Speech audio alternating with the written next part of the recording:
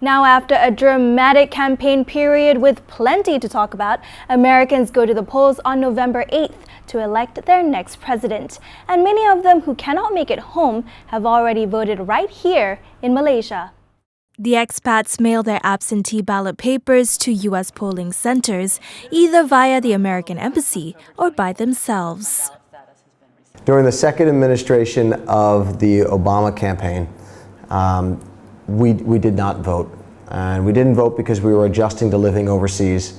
But this election is absolutely necessary. This is a critical time with the two candidates up. One of the candidates is very outspoken of how he would run America, and it's a good time to make sure that our vote is out there and is counted. I've lived overseas for the last 3 presidential elections, and I'd say this time alone I've received several phone calls from the United States saying, have I voted? Because people are really reaching out and really pushing that all of us get out and vote. They said the final showdown between front-runners Hillary Clinton and Donald Trump has disappointingly turned out to be a battle of personalities rather than real policies and political positions. And the fact that Trump was picked to run until the end showed the frustration of Americans towards their government. There's a real deep-seated dissatisfaction in the American public with how government has been approached in the past, and they would like government to address those.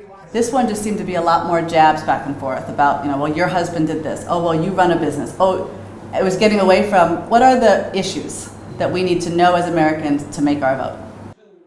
They also said living overseas probably makes them see things better than being in the States, hence Clinton is their clear choice.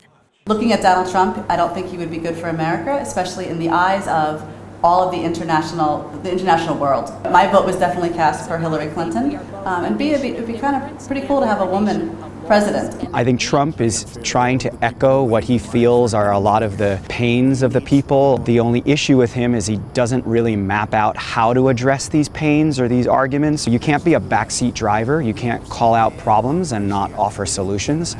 I have no problem voting Republican, but in this case, Democrat was my choice.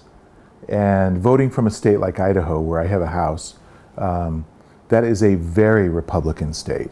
So it's unlikely that my vote, if it makes it there, would ever even be opened.